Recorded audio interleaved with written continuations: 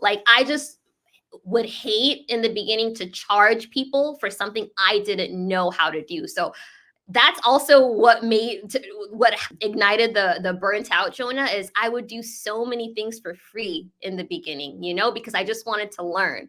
And at the end, though, like, there were deals that wouldn't go through because the negotiation wasn't right, or there wasn't buyers found, and I would just feel like I'm doing all of this work and not seeing anything out of it. And now that I look at it, I'm so glad I did it for free. I'm so glad I put in those hours to learn, because there's no better teacher than that.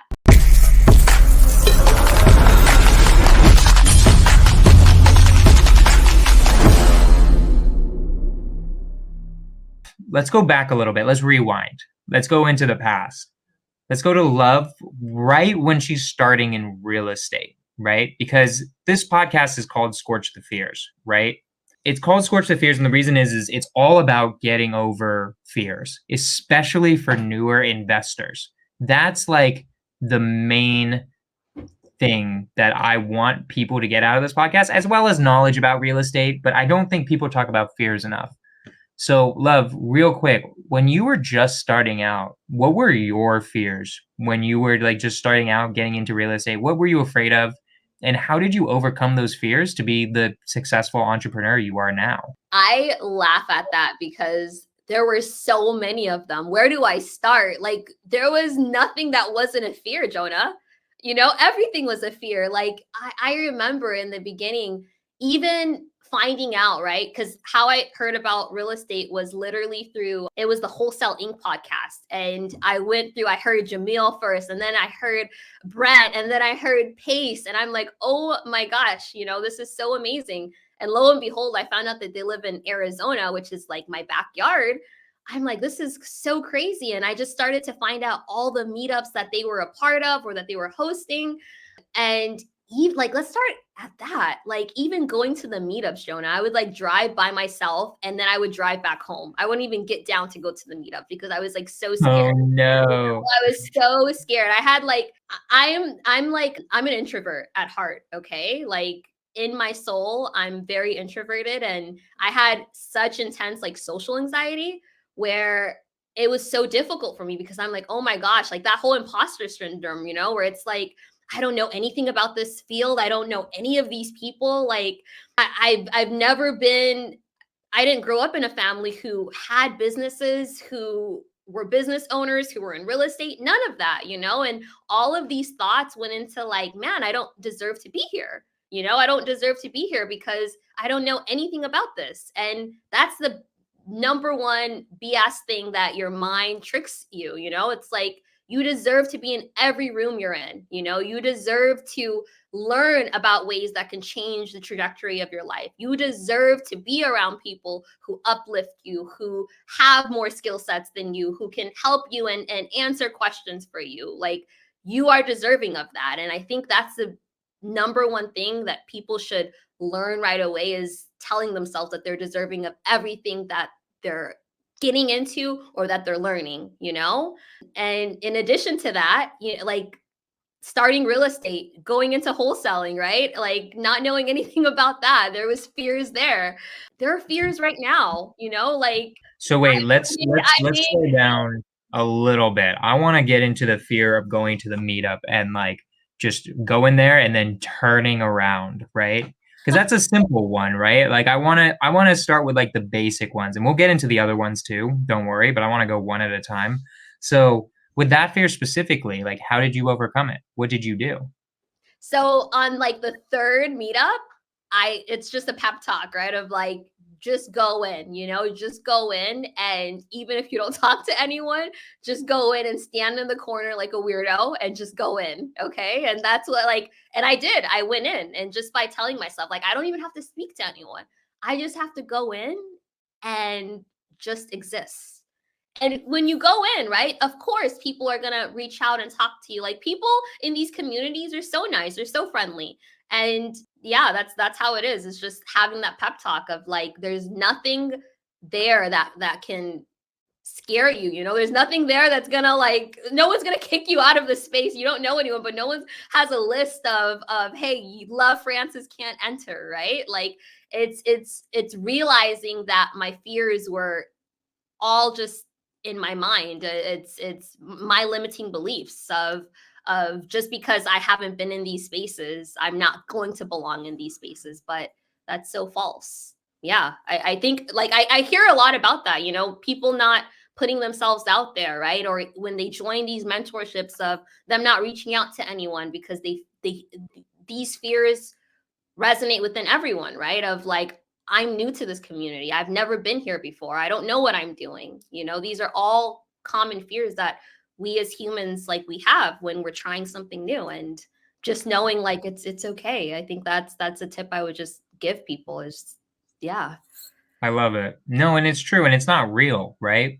It's just like, no, even if you did stand in the room and act like a weirdo, nobody cares, Yeah. right? Like you could be there, right? Sorry, you could be there, and you could be there in the room, and it doesn't matter. It just doesn't, right?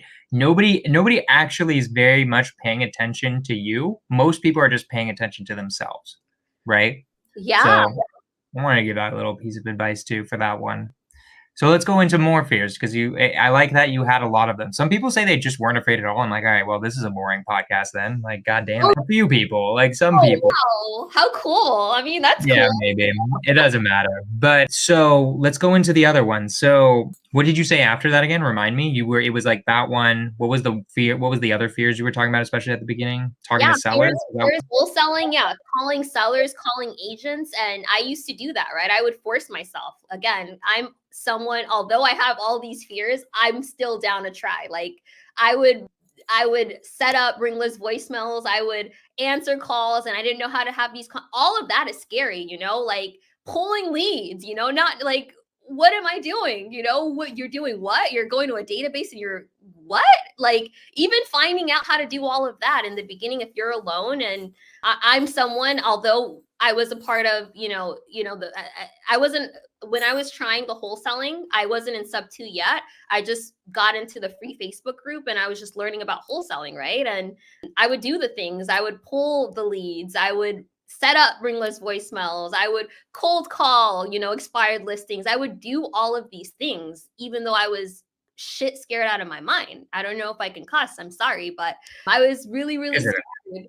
And I would still do it. And after doing it, I realized, man, like this is actually not for me because like it just didn't bring me joy. Like I was miserable, you know, and it's okay to realize that after you try something and you do it a handful of times, and maybe for me, I didn't try it for the needed time. Like I know they say you should try something for at least 90 days before you quit it, all of that. Within like 45 days, I'm like, yeah, this wholesaling thing is not for me. Okay. And realizing that is okay. And pivoting is okay, right? Like all the things is okay. And it's just not giving up is not okay. That's the only thing that's not okay. I think it's more than just not okay. I think it's actually required, right? I think it's actually required to deal with your fears, to deal with pivoting. I feel like I pivot majorly at least once a year somehow, right? That just keeps happening to me where like I have to, okay, we're going to pivot here.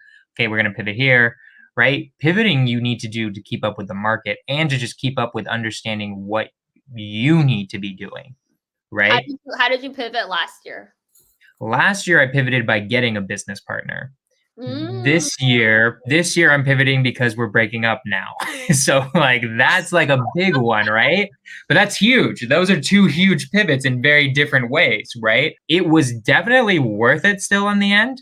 I Yeah. think as a visionary, I got way more out of that in some ways than he got out of being the integrator. But he got a lot out of it too. And there were just different issues, right? And it was something to try out, and it was definitely worth it. But there are many different ways of pivoting. I'm pivoting now in the sense that I made most of my money in California. I'm mostly focusing on Colorado because I'm not as into making wholesaling money as I am into owning more real estate. And where I want to own it is Colorado, right? So I'm focusing more in on Colorado, even if I've made a lot of money in California. Because the thing is, I know my system will make money everywhere. It will work in every single market, my system of direct to agent, every single time. I just know it. I've done it. I've seen people get deals with it in different markets. I've gotten deals randomly in different markets. I was like pivoting to Florida for a little bit and I made like 20K there, right? Like it happens, right? You can do it anywhere. It just depends on what you want, right? And what you're good at too. So now with How in Colorado, so you're just going to focus on direct to agent, but you're keeping it in your portfolio. You're not going to be like wholesaling in I will Florida. also be wholesaling. I wholesale cash deals and I do creative. It's just the thing is in Cal when you're dealing with Bay Area and Sacramento, it's very the landlord laws suck.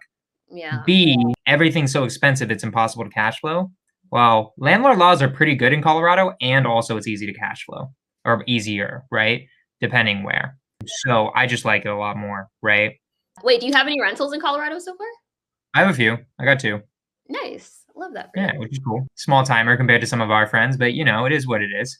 Hey, let's I'll let's take it. let's wait a year or two. We'll see where you're We'll at. see what happens. Yeah. So, real quick, let's talk about how you found out about TCing, how you ended up choosing TCing, because when did you started your TC business, what, 2021, 2022? Yeah, end of 2021. Yep.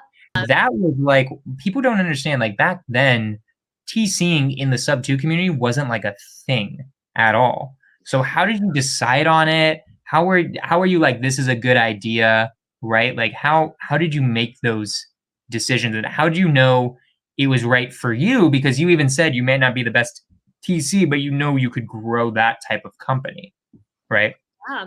So it started with Pace. It started with our mentor, dude. Like he had his TC company. And even before that, when he was like, yeah, I have a TC doing my deal. She deals with the paperwork, blah, blah, blah, blah.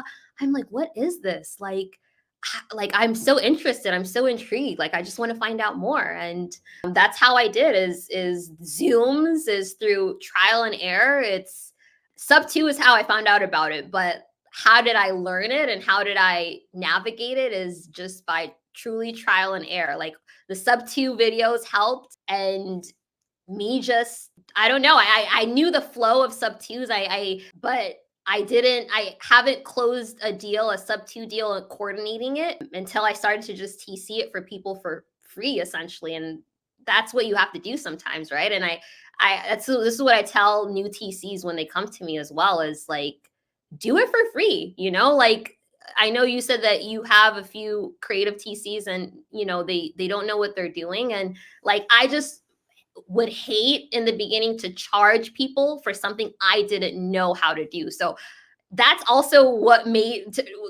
ignited the burnt out Jonah is I would do so many things for free in the beginning, because I just wanted to learn.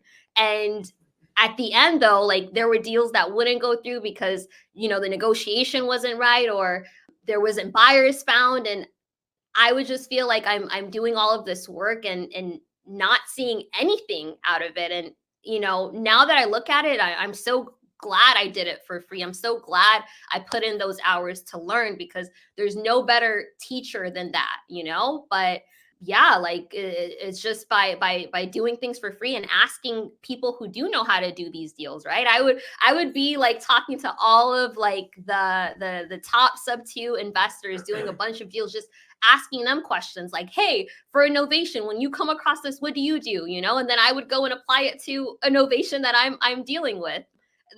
That's how I learned in the beginning. And then like what made you feel like you would want to be a TC? Like what was it? What was it like versus like wholesaling versus like anything else? There's like a million different business models. Why were you like, yes, TC, that's gonna be it? Just what about it? I actually didn't. I didn't know that. You I were just just like, I'm just knew gonna try it out. I'm something about it because it's like behind the scenes. You don't have to be on the phones as much. You don't have to do the tough conversations. Like that appealed to me because that resonated with my personality, but it wasn't something that I knew was going to be what resonated for me and that's what I was going to do for the rest of my life. I didn't have that realization and now it's turned into something different where I want to build this company to be able to be sellable in the future. Like, I just want to do that because I just want to tell myself I can do it. And then in addition to that, I want to build an infrastructure for team members where they can see themselves growing and thriving and be able to make the most money that they've made in their life through this company, right?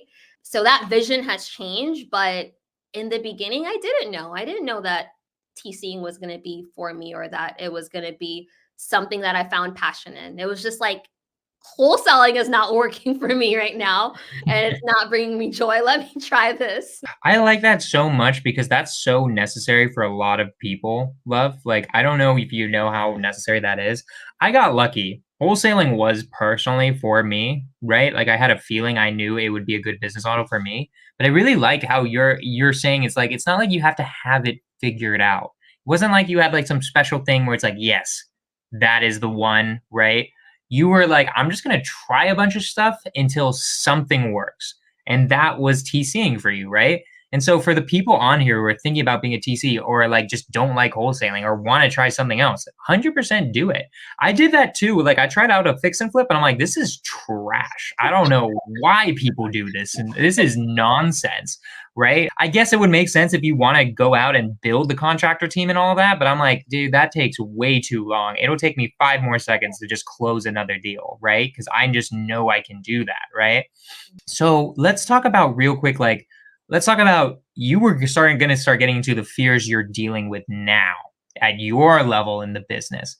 So explain a little bit about what your level in the business is. Like you said, you have 11 team members. What are they doing for you? And then talk about the fears you're dealing with now today. Yeah. Oh my goodness. So yeah, we are at 11 team members now, and half of those team members are TCs. And of course, within the realm of TCs, we have people who are subscription specialists, we have an escrow specialist, but their role is still as a TC. And I've been adding, diversifying team members in regards to, like, I hired, do you know what a scrum master is, Jonah? No clue. What the hell is that?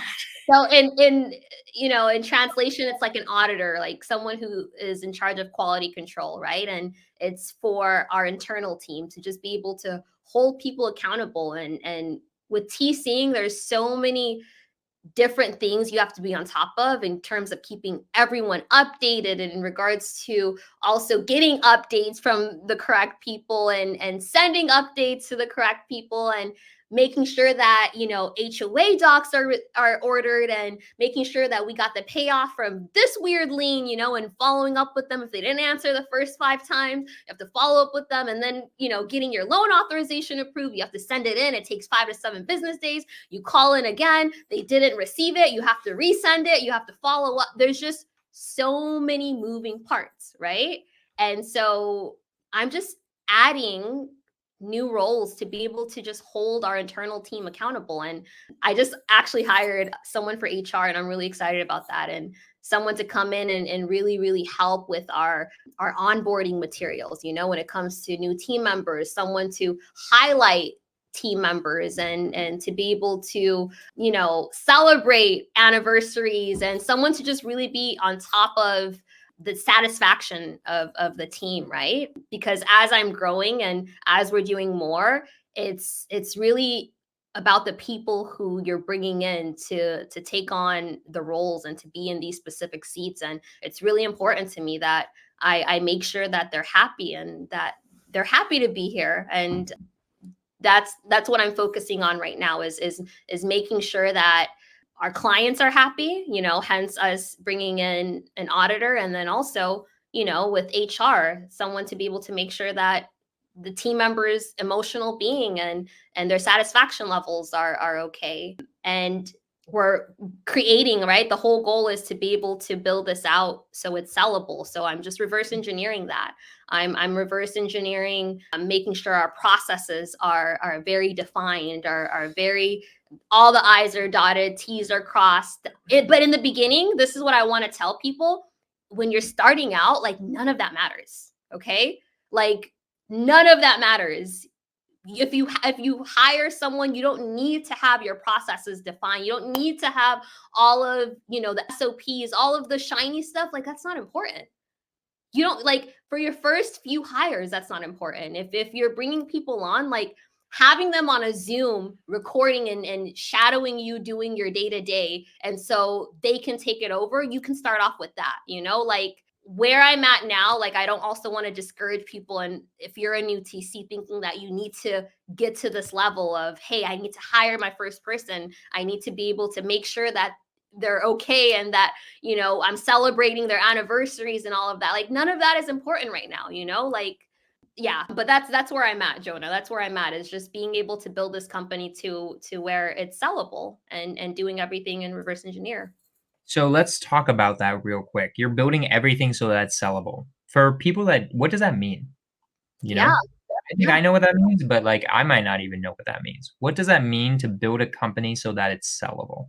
yeah. So what that means is getting the right people in the right seats, right? Like, do we have consistent sales? Do we, is our gross income, is that hitting the mark every single month?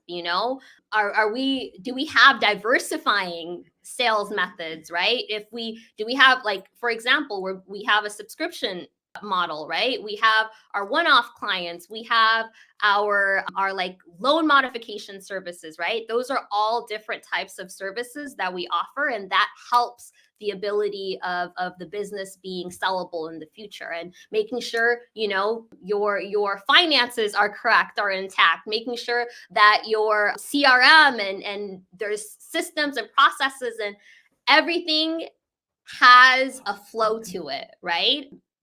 That's what I'm working on right now.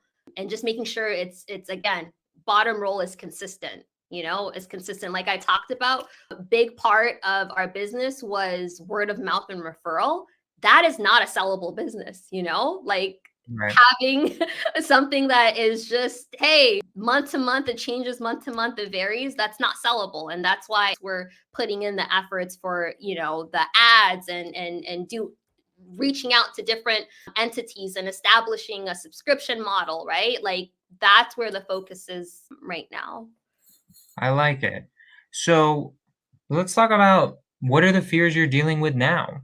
Like what, like you mentioned them. I hope you're willing to talk a little bit about them. What are you afraid of right now? What's like the thing that you're like, damn, I got to overcome this mountain now?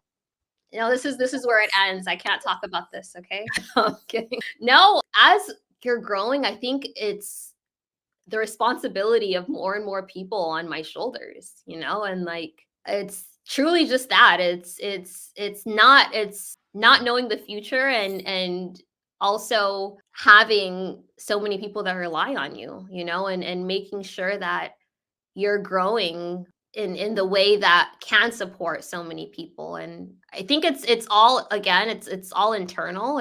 It's all fears that I'm putting on myself, but it's fears nonetheless. It's feelings that I'm going through. It's it's mainly that, truthfully, is yeah, having so many people rely on you, and wanting to bring on more people into that infrastructure. So then, that fear increasing. But despite all of that, it's still exciting for me, right? Like, I have these fears of, like, not knowing, if something's gonna pan out, if something's gonna work out, but still knowing that I wouldn't be in any other position than this. Like, that fear of, oh my gosh, you're responsible for 11 plus people. It's also such an encouraging thing for me. It makes me want to wake up every day and show up in the best way possible, and be able to develop myself continuously, and to just strive for better, right? Because I have so many people relying on me. But yeah, those are my current I fears. love it. I love it. And then what do you feel like is the biggest problem in your business, or like what's the biggest challenge right now, right? I really like asking people this because guys, here's why I'm asking this question to Love.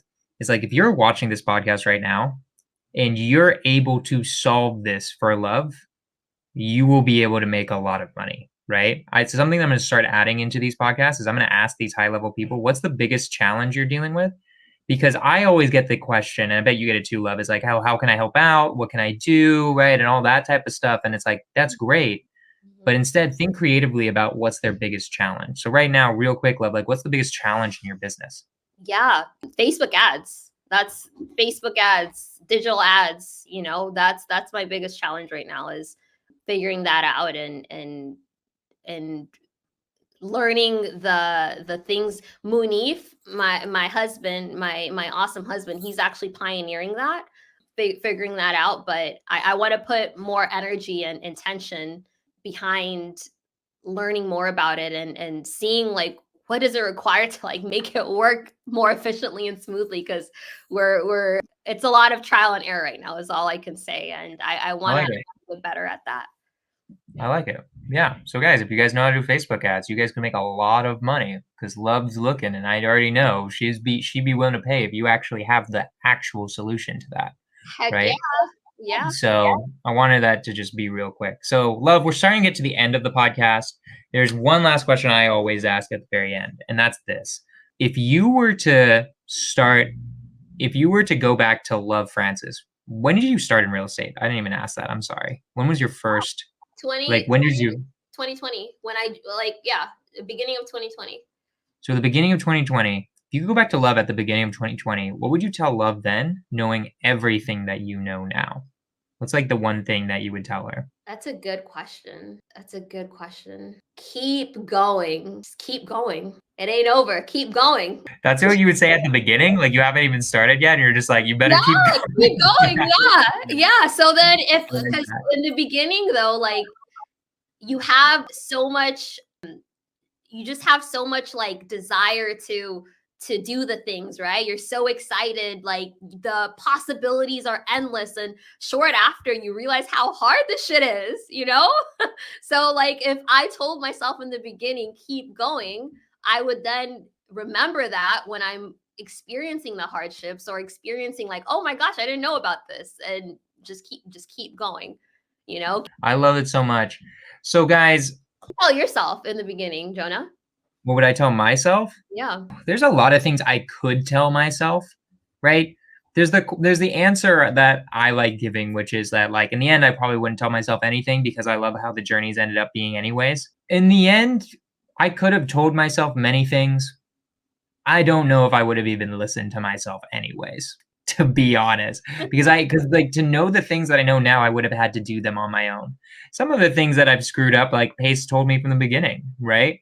But you Some things Jamil told me. you had to experience it yourself. Yeah. Right? Like that's the hard thing for me is like with that question, it's in the end, I don't think I would have told myself anything because I'm here now and I'm here with this and I've learned so much and I can make money very, very not easily, but like I can always make money for the rest of my entire life, no matter what. So yeah, like I don't know. I like it. So Love, how can people reach you? You put your IG in here. We're like you. It's hard. You're getting cut off right now. But this is Love's IG. Let's say somebody wants to use you as a TC. Which, by the way, guys, I highly recommend it.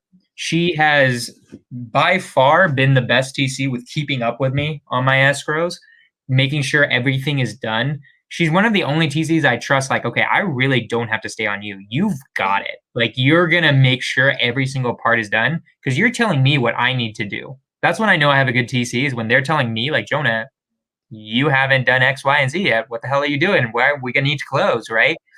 That's a really good TC. So also like just your Slack, your team, like I am insanely impressed. Like I don't affiliate with anybody, right? Like, cause guys, I affiliate. I'm just going to let you guys know, like, it just is what it is, right? There's a code you have to put in, and I forgot the code off the top of my head, which was stupid. I think it's Jonah ITC. Yeah. Jonah ITC. Jonah ITC. So first off, how do people sign up with you? Like if they want to try you out as a TC or use you as a TC or anything like that? Yeah. So you go to intentionaltc.com and then you go to submit a deal. And there's a number on there as well if you want to reach out for any inquiries. We also have our inquiry email, inquiry@intentionaltc.com. You're able to email us and, we're very responsive. But if you're ready to submit a deal, just go to the website, intentionaltc.com, Jonah ITC, and you just hit submit a deal in order to put his referral code. Yeah, 100%. Like if you're getting value, I guarantee if you've got a creative deal, you 100% should put it in there. She's making it. She will do cash deals too, guys. I try it out. You will see how much better it is to do a deal with a TC than without a TC. Oh, yeah. Right? It is 10 times better having them handle all the paperwork and stuff. It's so much nicer. right?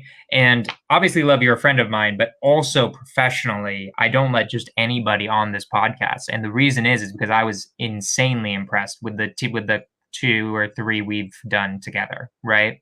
So, yeah, you're just saying it's pretty And awesome. you're our only affiliate, right? That's how special you are to us. Oh, am I? You are your only one. Holy Jesus, I didn't know that. Well, I better do a good job then. Oh, right. That's putting the pressure on me, Love. You didn't give anybody a single one to anybody else. Jesus Christ. I didn't know that. But Love, you're amazing.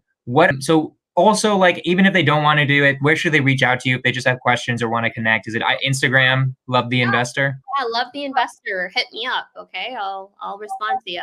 Awesome. Cool. Everybody follow her on Instagram. Do you have a YouTube? Or is it just Instagram right now? It's Love the Investor as well.